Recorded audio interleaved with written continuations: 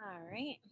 Hey guys, I'm out here outside on the boat. Just a beautiful, incredible Saturday, and I'm excited to go over this with you. All right. So let's jump in, shall we? So, this one we're going to look at a closer view of laboratory testing.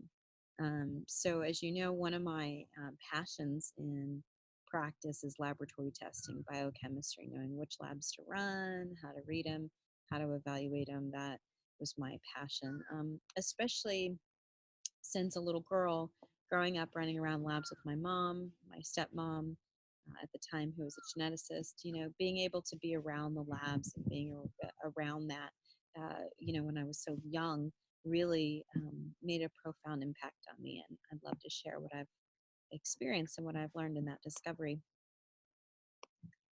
All right, so a little bit about me, lots of letters.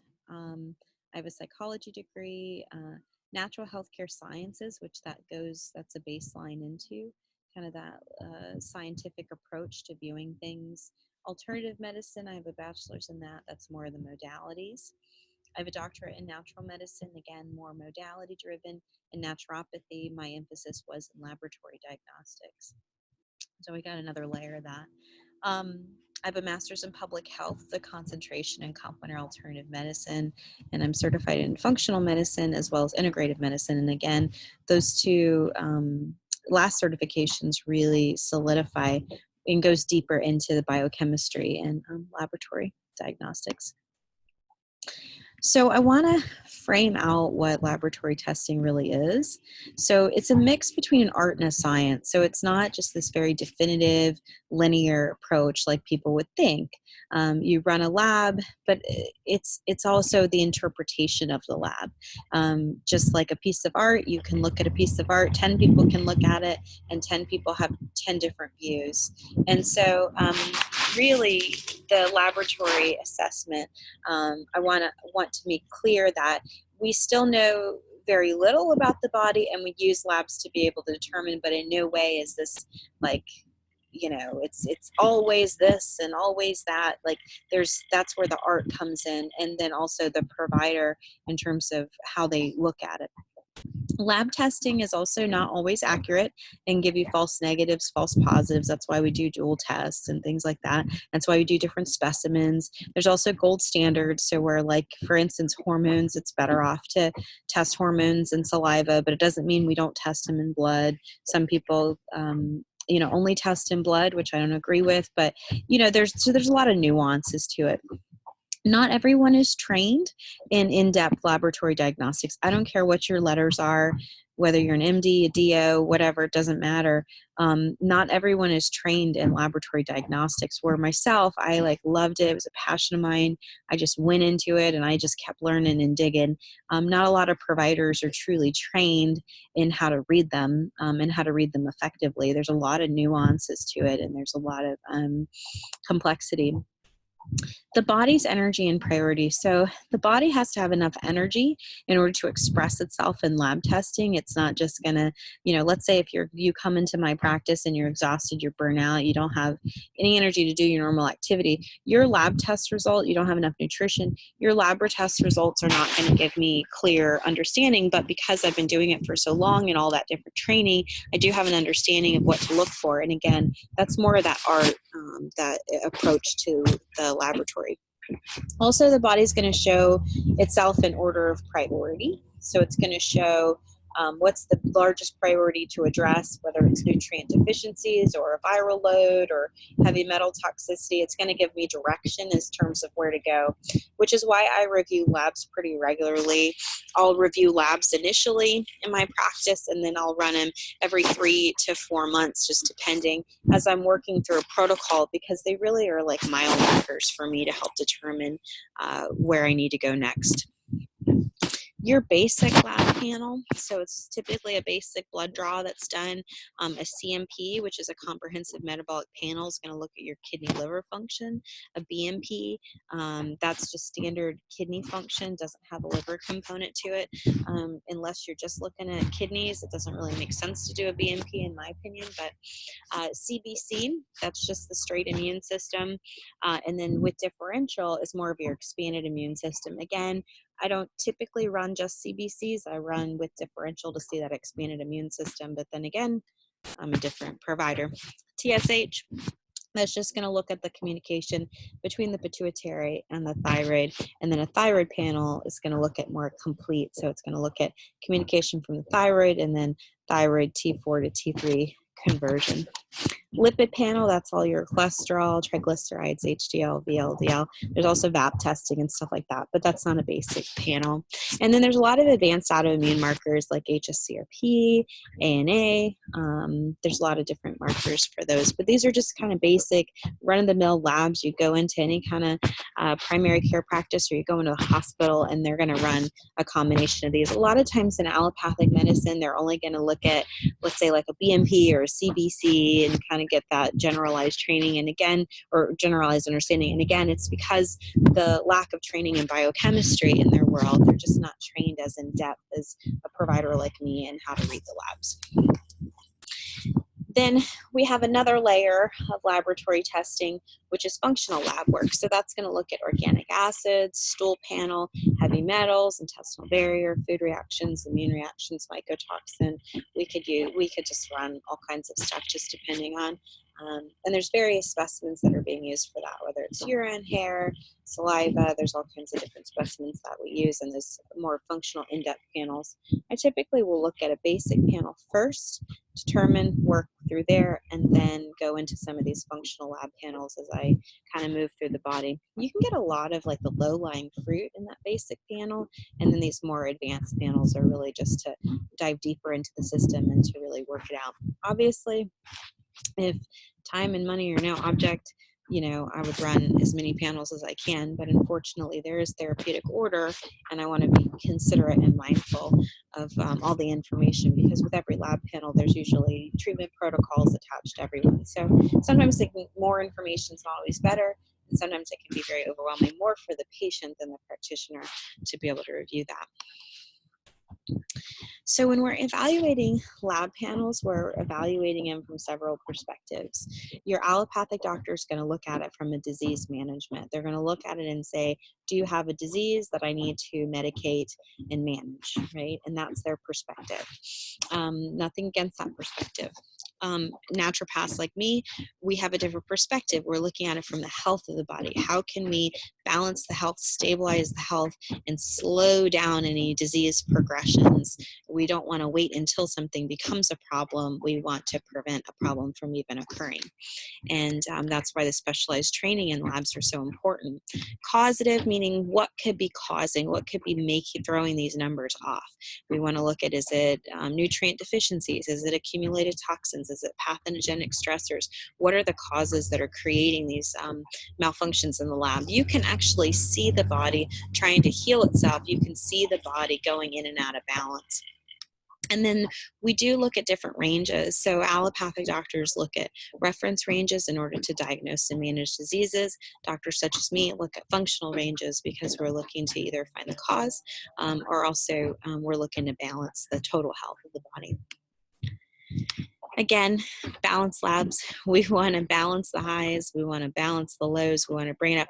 Sometimes people will go, oh, well, this number's high, that number's low. Like sometimes it's very common for a patient to go from hyper to hypothyroid.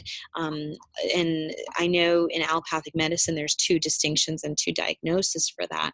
However, in naturopathy, we don't look at the diagnoses per se, we look at the function of the organ. And so we know that the thyroid is challenged and we know it's trying to fight off something, and so it's going up and down and up and down. So we really want to look at that balanced approach.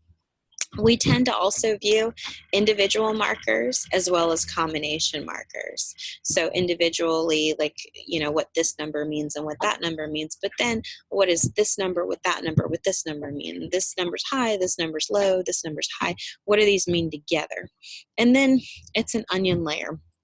So again, as I was talking about, the body has to have enough energy to express itself in lab testing. So we look at the outer layer and then the layer we peel back, which is why I'm constantly evaluating new lab panels to be able to determine what the best course of action may be or best treatment in the order for the patient. So this is a bridge. You know, this may seem a little off. But this kind of signifies that structure and function. So two things there.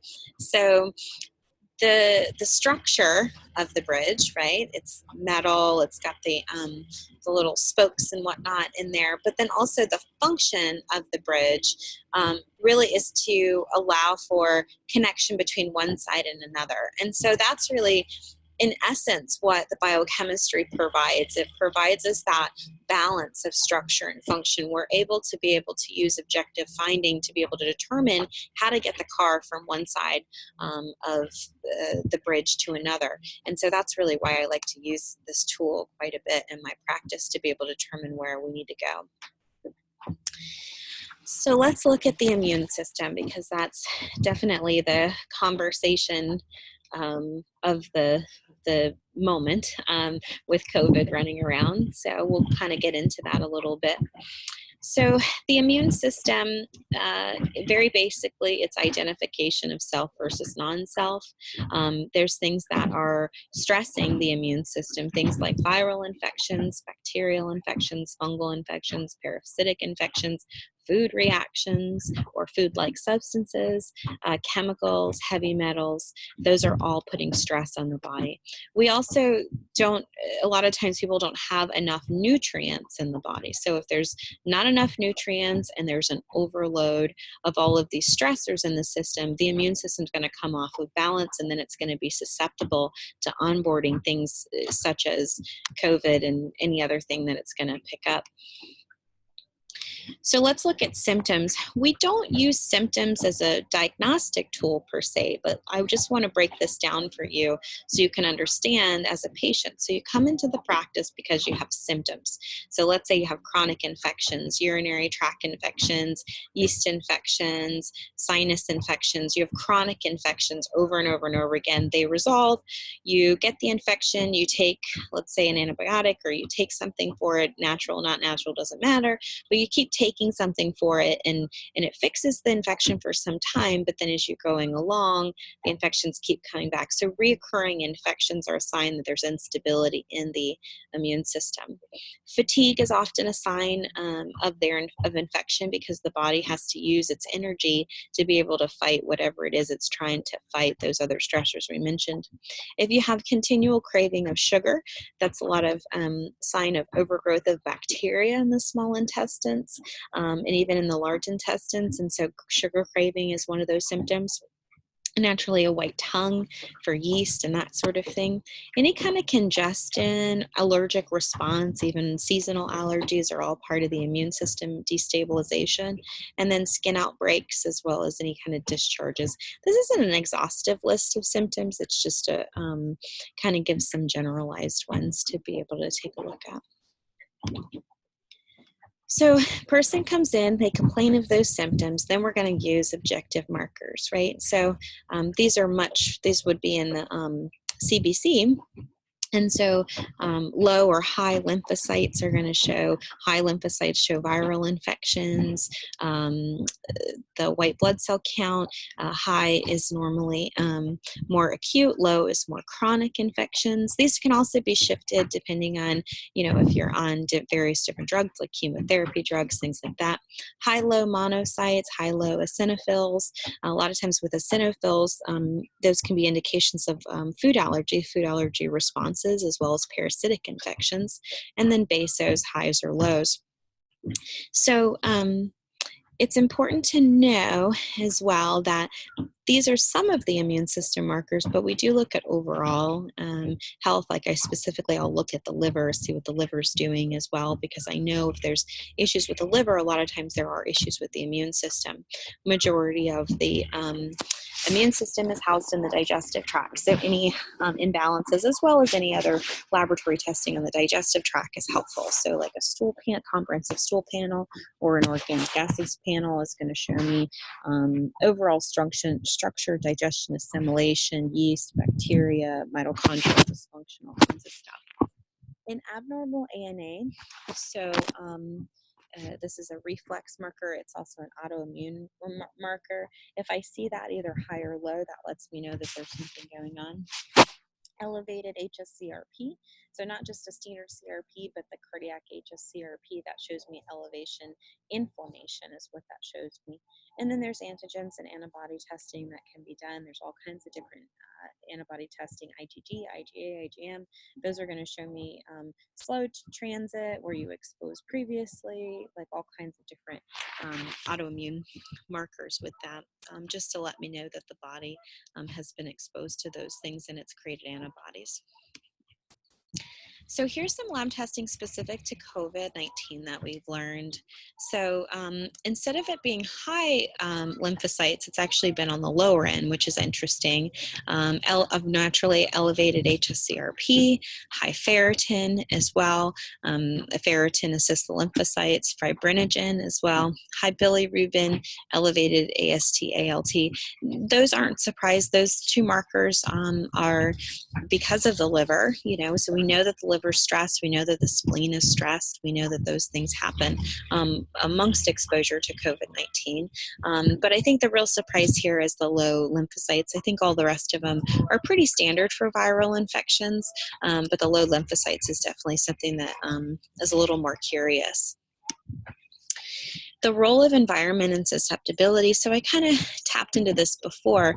The people that are the most susceptible to, let's say, death of this particular condition are people that already have the morbidities, So like cardiometabolic. So any kind of cardiometabolic issue, high cholesterol, high VLDLs in the lab work, high triglycerides, high LDLs, those kinds of things. And those are relative to lifestyle and diet. Immune system markers, so if they've got a stressed immune system as a response. So again, a white blood cell count, eosinophils, basos, all those immune system markers have issues. Respiratory, we didn't talk so much about this, but if you've had history of pneumonia or any kind of infection within the lungs, COPD, those sorts of things, respiratory, because this particular virus does attack the lining in the lungs, as it seems. It's the virus that just and it creates mucus and that sort of thing. You can see with CO2, if you're losing your CO2, that's not always a good marker because it also is relative to upper digestive tract, and sometimes it can be confused with, let's say, GERD or acid reflux or something of that regard. Anion gap works with that too. So CO2 and anion gap together, upper digestive. And then metabolic syndrome, any of your liver markers, those ALT, AST, bilirubin, even globulin as well. If you're not breaking down proteins as efficiently, I'll see globulin being inhibited because it's a glycoprotein for the liver. There's a lot of different panels, but if you have any of these diagnoses, that's really the susceptibility. But one thing I want to point out, most of these things are lifestyle generated conditions. Cardiometabolic, heart. Now there are some structural heart defects for sure, but a lot of times, the cardiometabolic panels get that way because of diet, lifestyle, lack of exercise, etc. The immune system becomes susceptible, it breaks down. Environmental toxins definitely play a role in that. Diet, lifestyle play a role in that. Respiratory, if you're smoking and that sort of thing, obviously your respiratory system is going to be inhibited. And then metabolic syndrome, that kind of just encapsulates all of it. What you're eating, are you moving your body, all of that stuff. So you have those things in place, and then that viral infection, COVID-19, is just really icing on the cake. It's not the actual cake. And so I want people to understand that you do have power over this. There's something that you can do right now to be able to prevent this from, I hear people talk about, oh my gosh, if I die from this. Well, if you don't have these lifestyle related factors, the likelihood of you dying from this particular virus are pretty slim, in my opinion, because your body has enough strength to be able to heal it and bounce back. So what can you do? Obviously, we want to give you some practical things. I'm not into just being reactionary just for the sake of being reactionary. I would have your lab work reviewed by a functional doctor, because we view labs from a different perspective than your allopathic doctor would. We have different training. We're going to look at it for causative. We're going to look at it for level of toxicity, health, all of those things. Lab work reviewed by your PCP once a year, right? You have that PCP appointment. They're going to look for a check from disease. That's what their view is their lens is to look at the body from a disease perspective. And then you can improve your lifestyle now through diet, movement, sleep, reduction of stress. Those are all things that you have control over right this moment that you can do. What are you eating? Are you sitting at home right now eating Girl Scout cookies? Are you eating sugar? Are you, stressing out? Are you not sleeping? Are you drinking alcohol? Are you not moving your body?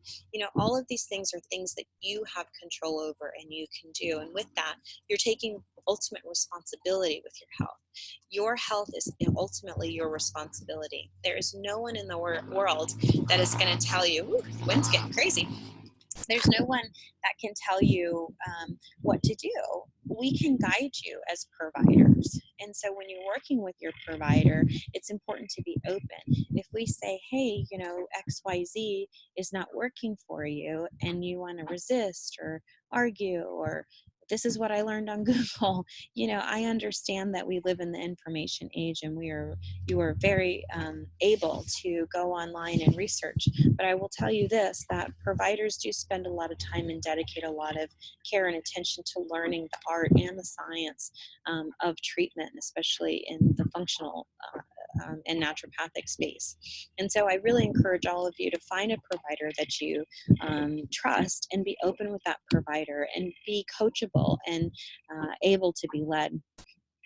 Lastly, money doesn't solve problems and pills don't fix things. So people sometimes assume, they come into my practice and they pay my concierge fee, and they just assume I'm going to fix it, or they assume that I'm going to give them some magic supplement or some, they're not going to have to change or do anything different than what they've been doing to get them to this point. And it's not realistic. In my practice as a concierge doctor, if you want to work with me one-on-one, we do it on an annual basis. So patients pay a fee for the entire year. And the reason I do that is because there's a lot to get a person up to speed on. It didn't take a person overnight to get to where they are, and it takes a lot of time systematically to reverse those things within the body, and it's consistency over time, which is why I provide accountability. So when somebody's seeing me once a month, I'm keeping them accountable and holding that space and moving them forward from one point to the next. But ultimately, if the person does not follow directions, does not follow through, doesn't do, what I'm asking him to do is challenging me, all that kind of stuff. And this is not just for me, this is for any provider out there. It makes it for a very incredibly difficult experience, very challenging experience.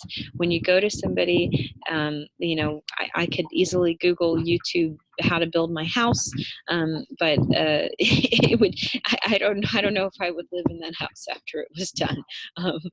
I'm pretty okay with a hammer and drill, but house building is a whole nother level. So I think if we have that perspective, I know there's a lot of emotion tied into your health and fear and all this kind of stuff. We definitely see that reactivity right now through COVID, but I just want everybody to know that you do have ultimate power over your body, and you are responsible for your body if you so choose. And finding somebody, a teacher, which is a doctor, a doctor's teacher, somebody to guide you through a process of healing, and then getting off of it quickly, and whatever it is you're on, and moving forward in the process. So, all right, I'm stepping off my my soapbox on that.